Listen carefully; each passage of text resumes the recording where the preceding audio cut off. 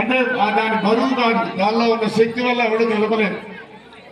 అలాంటిది అమ్మవారు ఆడుతూ ఆడుతూ దాని కిందకి వెళ్తే ఆమె అవలోకగా 2 చేతులతో పక్కకి నెట్టిందట. అప్పుడు జనక మహారాజు అనుకున్నారు, ఈమె అయోనిజ, సీతమ్మ వారికి తల్లిదండ్రులు లేరు కదా. నమస్కరోమి. కళ్యాణంలో భాగంగా 3 రోజుల నుంచి మనం జరిపించుకుంటున్నాం.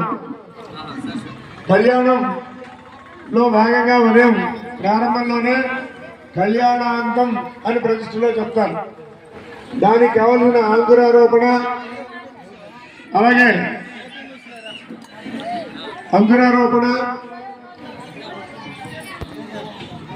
ఎవరో కేకులు లోపల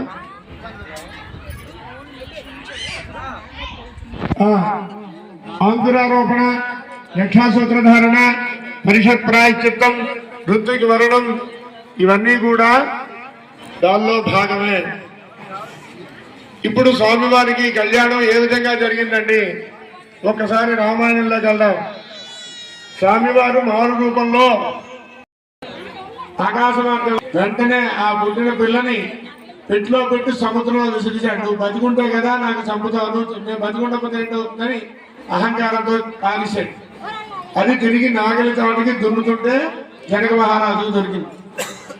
అయ్యో నిజ, అలాంటి ఆదిశక్తికి అని గనిమనించి ఈమెకి తగిన వరుణ్ణి ఇవ్వాలి అంటే ఈ ధనస్సుని ఎవరు ఇల్లు ఎక్కుపడతారో వారికే నేను వివాహం చేస్తానని స్వయంవరం ప్రకటించడం జరిగింది.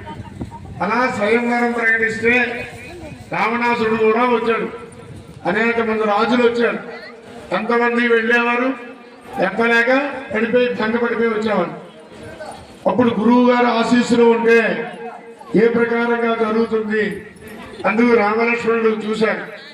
అప్పుడు గురువు గారు విశ్వామిత్రుడు ఆజ్ఞ ఇవ్వడంతో ఆ ధనస్సుని నమస్కరించి అది దైవంగా భావించి ఆ సీతామ్మవారు మహా అందగత్తె.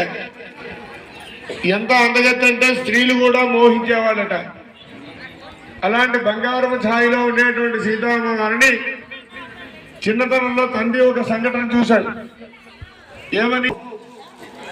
వాళ్ళ కులదేవుడు అయినటువంటి పరమేశ్వరుడు ధనస్సు తపశక్తి వల్ల కలిగింది. అది కులదేవత.